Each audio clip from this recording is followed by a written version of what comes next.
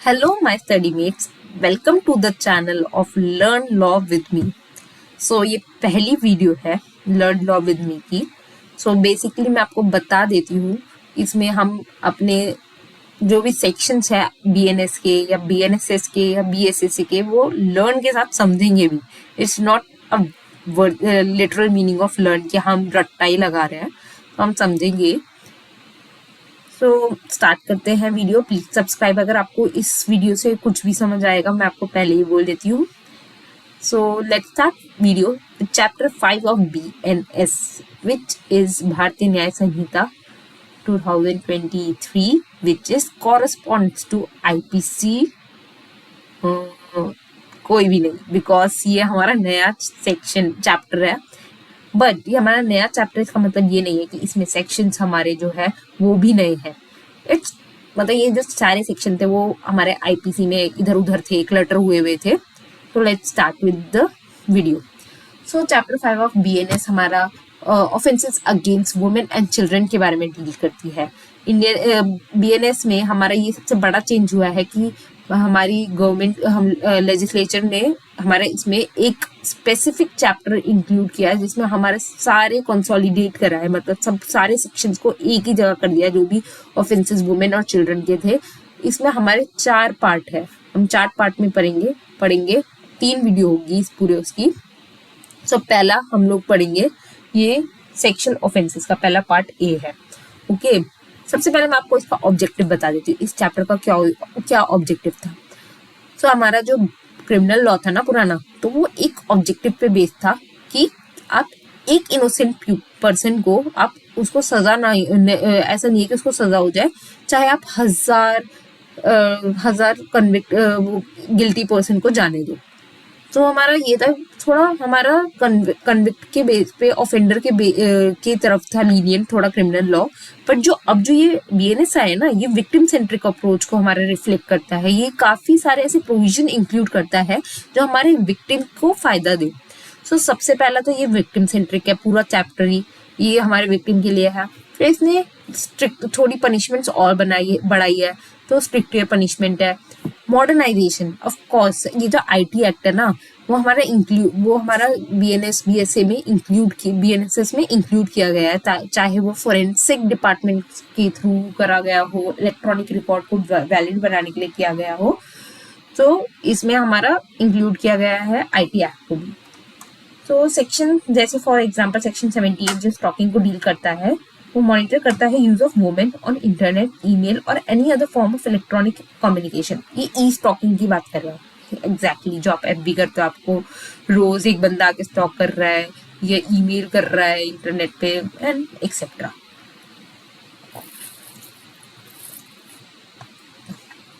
So let's start with our revision.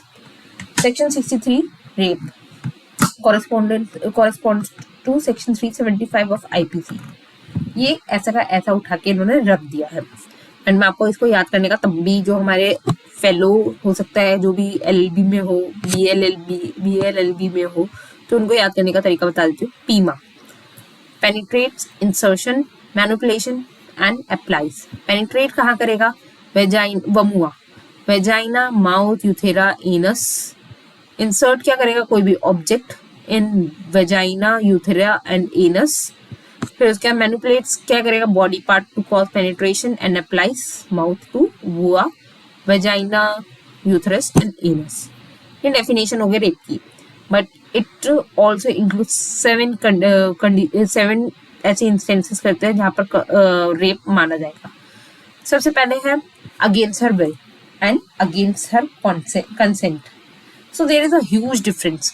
जब इसमें बहुत बड़ा डिफरेंस है, आपको एक जैसा लगता होगा कि अगेंस्ट हर विल और अगेंस्ट हर कंसेंट में कोई डिफरेंस नहीं है, बट है. अगेंस्ट हर विल में एक्टिव रेजिस्टेंस दिखाएगी वो, शी में से नो, शी में प्रोटेस्ट, वो प्रोटेस्ट करेगी, वो नो बोलेगी. पर अगेंस्ट हर कंसेंट में हो सकता है वो ये सारे रेजिस्टेंस के साइन ना दिखाए, स्टिल वो रेप कहलाई जाएगी. वो नो नहीं बोल रही, इसका मतलब ये नहीं आप उसकी डीम्ड कंसेंट ले लोगे. अब जो बाकी 5 जो वो है सर्कमस्टांसेस है, उसमें वो कंसेंट देगी बट रेप नहीं माना जाएगा.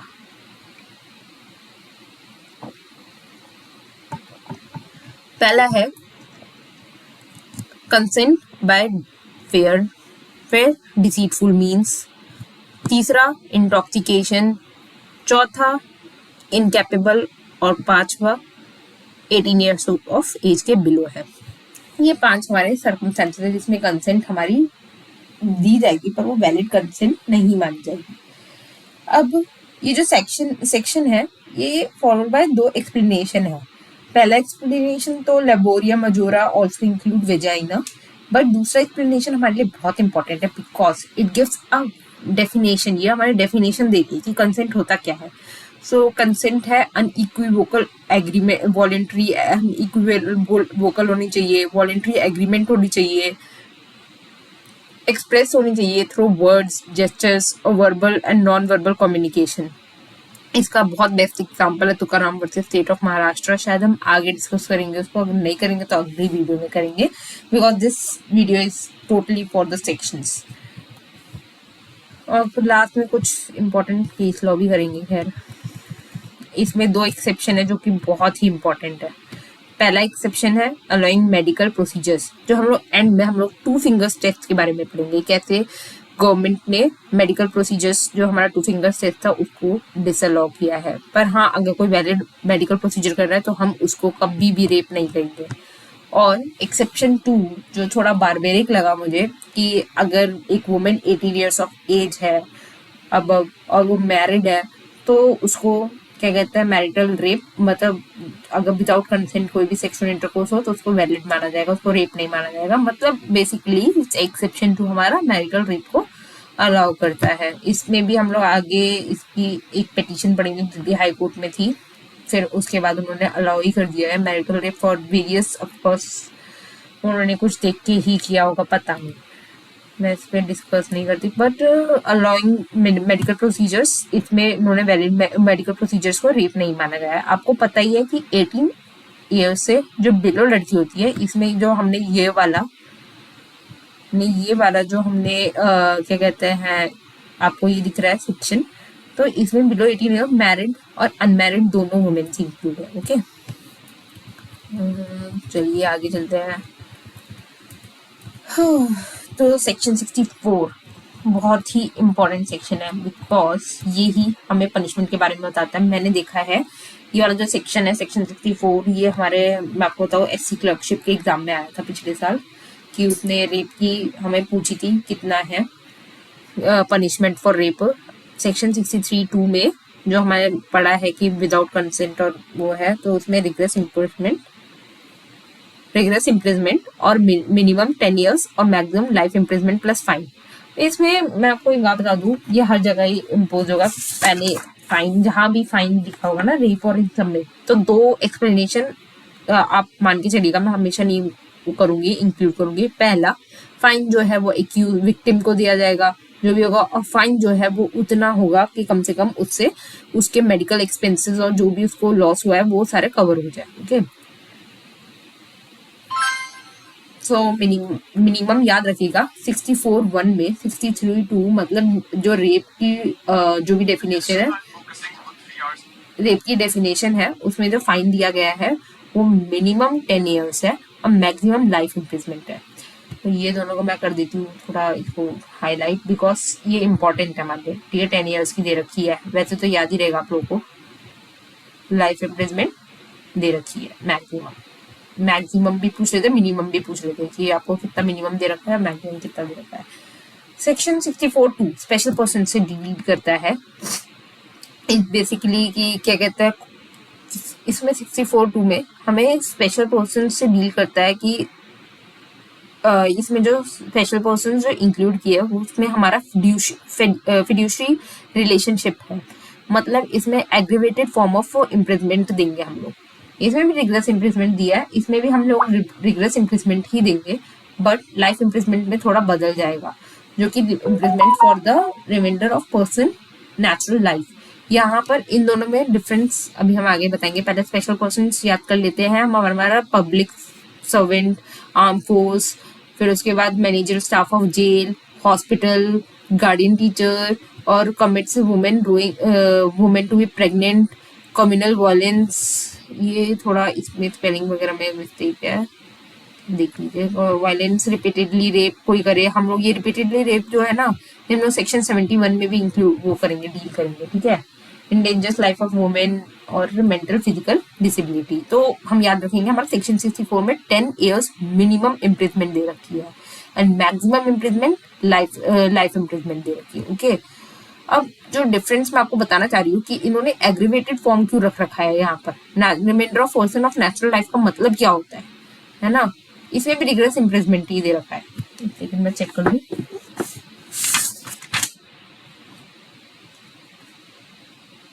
हाँ, रिग्रेस इम्प्रिजमेंट भी है इसमें भी रिग्रेस इम्प्रिजमेंट है, बट इसमें अलग इसलिए दे रखा है बिकॉज यहाँ पर हम लोग फिड्यूशरी रिलेशनशिप्स को डील कर रहे हैं। जो पब्लिक सर्वेंट है इनके ऊपर कुछ ड्यूटीज होती है, अब जब वो ऐसे ऑफेंस कमिट करेंगे तो ये तो बैड रिफ्लेक्शन होगा ना ऑन सोसाइटी। सो जो हमारा सेक्शन 1 है वो सब्जेक्टेड टू रेमिशन है, पर सेक्शन 2 हमारा सब्जेक्ट टू रेमिशन नहीं है, okay. So person remainder of natural life तक रहेगा लाइफ इम्प्रिजमेंट, ठीक है, याद रखेंगे। 64(2) और 64(1) दोनों में 10 ईयर्स प्लस लाइफ इम्प्रिजमेंट भी हो सकती है मैक्सिमम, और रिमाइंडर फॉर लाइफ हमारा 64(2) है। अब हमारी जो आएगी वो टेबल आएगी जिसमें हम डील करेंगे various forms of offences. Section 65 basically कहता है special circumstances in which offence was rape was committed. मैं स्पेशल सर्कमस्टांसेस को वो करते हैं, certain cases, sorry, it deals with certain cases where the rape was committed. So punishment है 16 years जब होंगे बिलो 16 ईयर्स ऑफ एज, तो rigorous imprisonment of course मिलेगी, मिनिमम 20 ईयर्स है, मैक्सिमम लाइफ इम्प्रिजमेंट है, remainder of natural life not subjected to remission, मतलब below 12 years age, below 12 years है तब भी हमारा रिग्रेस इम्प्रिजमेंट मिलेगी, 20 ईयर्स मिलेगी, लाइफ इम्प्रिजमेंट मिलेगी, पर इसमें डेथ भी इंक्लूड है, ठीक है, फाइन के साथ डेथ भी इंक्लूड है, हमारा इसमें भी फाइन होगा 16 years of as.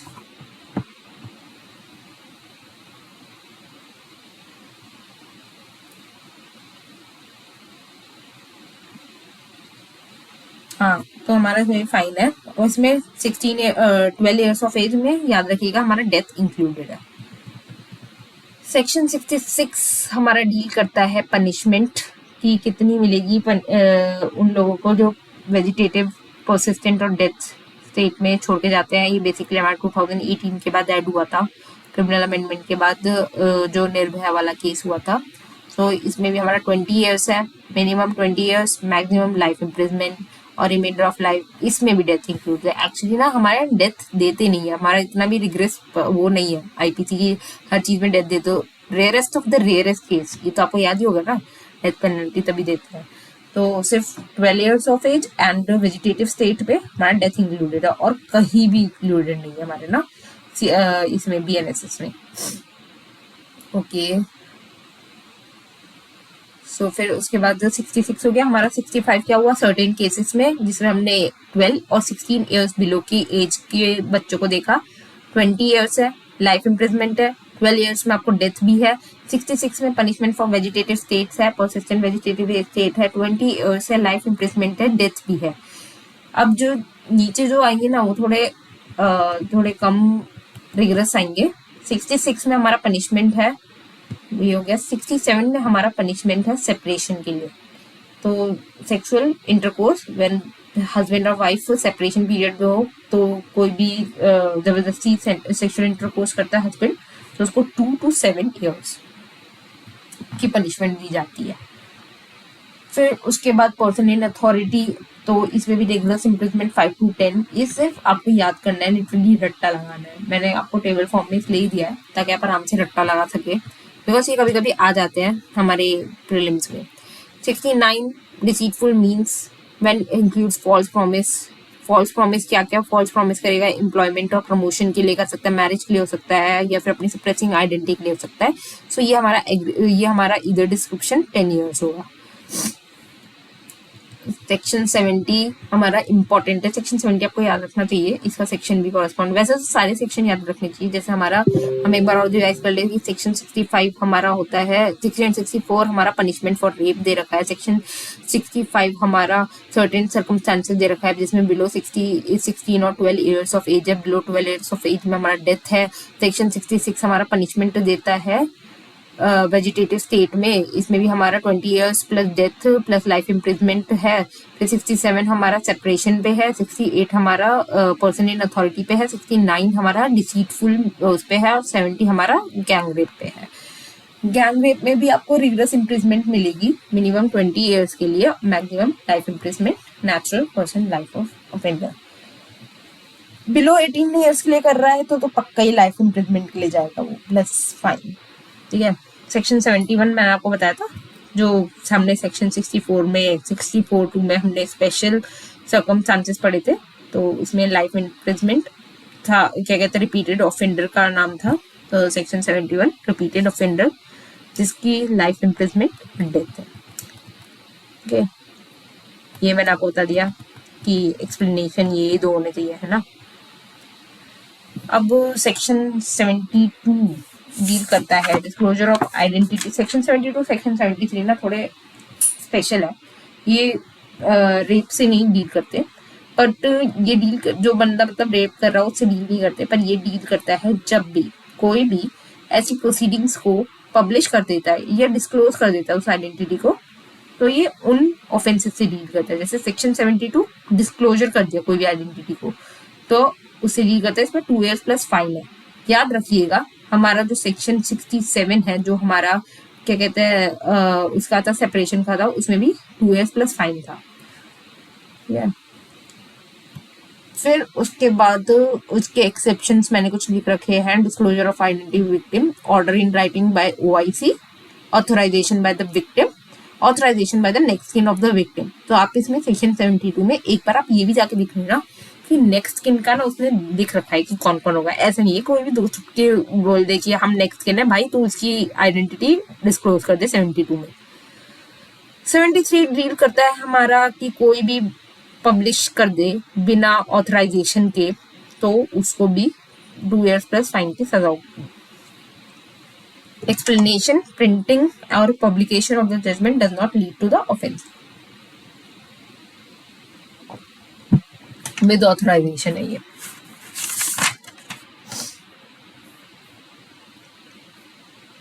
Judgement of high court does not amount to offence. हाँ, जजमेंट है ये, sorry, judgement of high court and supreme court does not lead to offence. कितना बचा है, एक सेकेंड, मैं थोड़ा बढ़ाऊं, तो ये बढ़ नहीं रहा है। चलिए हम इसके कुछ जजमेंट्स, फॉलो अप जजमेंट्स हम लोग यूज करते हैं, डिस्कस करते हैं। ये मैंने, अगर इस जजमेंट के आपको सोर्सेस जानने हैं तो ये मैंने एक सिंगल्स की एक रीसेंट जजमेंट की बुक आती है तो उससे लिया है, और कुछ लाइव लॉ से लिया है, ठीक है, और कुछ मेरा ड्यू केस मैथ से लिया है। ड्यू केस मैथ में आप सारे ना लैंडमार्क जजमेंट जरूर पढ़ लेगा, या फिर मैं आपको जजमेंट्स की अलग से इसकी सीरीज बना के दूंगी। ओके, सो सबसे पहला है फूल Singh versus state of Madhya Pradesh 2021। ये सारे रेप पे है, ठीक है। Rape accused can be convicted on the sole testimony of the prosecutrix, इसकी स्पेलिंग गलत है, prosecutrix. If she found credible and trustworthy, there can be a conviction on the testimony of prosecution victim. It is a genuine testimony without corroboration unless there is a reason to necessitate corroboration.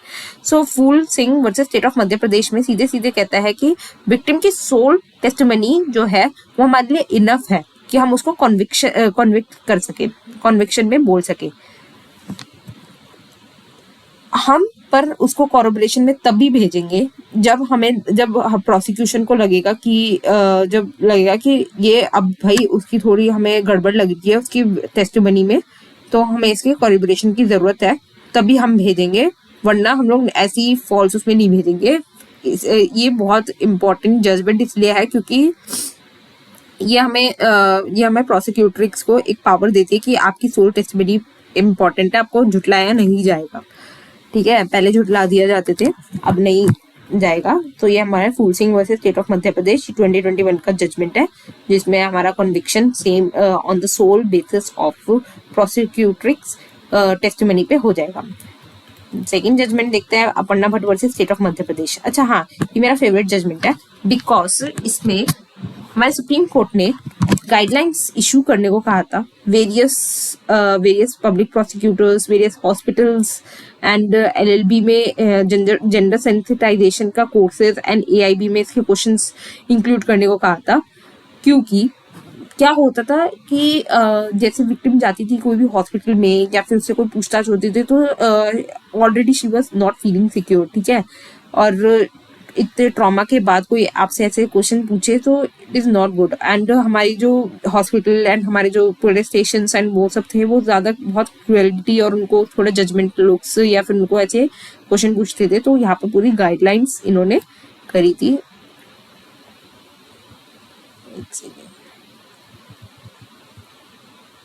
मैं छोटा कैसे करूँ, मुझे इसको screen इधर करनी है, sorry मेरा पहला टाइम है।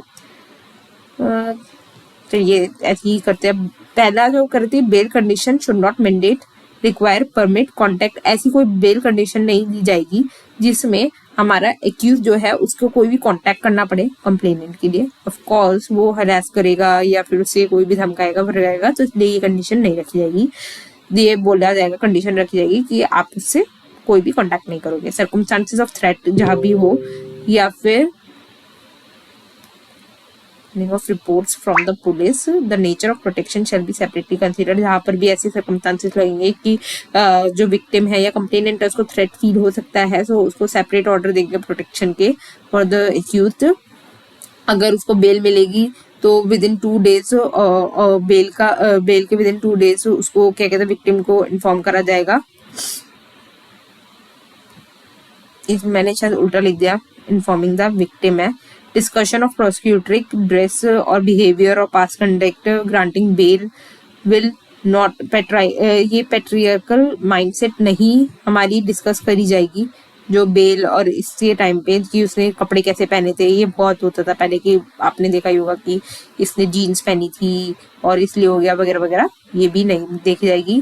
The courts while gender relating crime should not entertain any compromises. कोई भी कॉम्प्रोमाइजेबल ये ऑफेंस है नहीं, कंपाउंडेबल है नहीं, तो कोई भी कॉम्प्रोमाइजेस इंक्लूड नहीं करेगा कि आप इससे शादी कर लो एंड ऑल। फिर sensitivity shall be ensured by the जजेस and there should be no traumatisation of prosecutors. जजेस should not use any word that will shake the confidence of the victim, ठीक है। तो जज को थोड़ा ना थोड़ा माइंडफुल होके उससे बात करनी है। मैंने देखा है ये भी कोर्ट में कि क्या कहते हैं जज को वैसे इतना मतलब ऐसे कोई वो नहीं करता, वो बायस नहीं होता कि हाँ ये तो प्रोसिक्यूटर से नहीं करा होगा। ही वॉज वेरी न्यूट्रल और वो क्योंकि ऑफ कोर्स उसको अपने इमोशंस को नहीं ऐसे शो करना है, so and they will do very good job for this. तो फिर ये सारे हमारी गाइडलाइंस है, बेल कंडीशंस के ऊपर है। फिर सेकंड हमारा कि क्या कहते हैं कोई भी पेट्रियार्कल माइंडसेट रिफ्लेक्ट नहीं होनी चाहिए उसके जजमेंट में या उसके क्वेश्चंस में, और कोई भी कॉम्प्रोमाइजिंग के लिए वो नहीं होने चाहिए, कोई भी उसके ड्रेसेस पे कमेंट नहीं होने चाहिए। No. Aparna Bhatt versus state of Madhya Pradesh 2021 का भी है, वो पर फूल सिंह का था, ठीक है। तो अभी हमारे दो जजमेंट हो गए। सबसे पहले हमने बोला है कि sole testimony of the prosecutors was based upon the conviction of the accused is enough for the conviction of the accused, ठीक है। अब ये वाला बहुत इंपॉर्टेंट और अच्छा जजमेंट है जिसमें हमारा 2 फिंगर टेस्ट जो मैंने ऊपर बताया था उसमें हमारा करा था, क्या कहते हैं डिनाई कर देता state of Jharkhand versus Shailendra Kumar Rai and @ Pandav Rai 2022। So एक वुमेन जो है वो हैबिचुअल है सेक्सुअल इंटरकोर्स का, ये इररिलेवेंट है ये मानने के लिए कि उसका रेप हो ही नहीं सकता। सो अंडर 375 पहले हमारा 2 फिंगर टेस्ट होता था कि उसका रेप हुआ है ये जांच करने के लिए। सो अब ये हमारा 2 फिंगर टेस्ट इस जजमेंट के थ्रू मना कर दिया गया है कि ये एक इनकरेक्ट अजम्पशन है और ये जो है हमारे उसके भी खिलाफ है। 375 में ऐसी कोई कंडीशन नहीं है कि अगर वो sexual habituated to sexual intercourse होगी तो फिर उसका सेक्स वो उसका रेप हो ही नहीं सकता। Okay, Ledo versus state of Haryana में है, survivor of the rape victim वो ऑलरेडी ट्रॉमेटाइज होते हैं तो उसको हॉस्पिटलाइज या फिर कोई भी मेडिकल और लीगल रिकोर्स दिया जाए, उसको डिनाई नहीं करा जाए।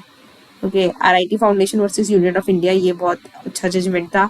इसमें एक्सेप्शन 2 ऑफ 375 को चैलेंज किया था, पर ऑफ कोर्स उन्होंने इसको वैलिड रखा मैरिटल रेप को। फिर उसके बाद जजमेंट ऑफ सेक्शन 69, अच्छा 69 जो हमारा डिसीटफुल मीन से डील करता है, ठीक है। इसमें सबसे पहला जजमेंट है Anurag Soni versus state of Chhattisgarh 2019, जिसमें consent for sexual intercourse obtained by a person of giving false promise of the marriage would not excuse him of rape charges, कि उसने false promise दिया था उसको rape charges से excuse नहीं करेंगे, it should be considered as a rape। अब ये जो important जजमेंट मैं आपको बता रही हूँ, doctor Dhruvaram Muralidhar Sonar versus state of Maharashtra. So during the promise of marriage it does not, इसका क्या कहता है, अगर during the promise of marriage अगर वो सेक्सुअल इंटरकोर्स के लिए मैरिज के लिए प्रॉमिस कर रहा है और उसका कोई भी इल इंटेंशन नहीं था तो वो रेप में नहीं माना जाएगा।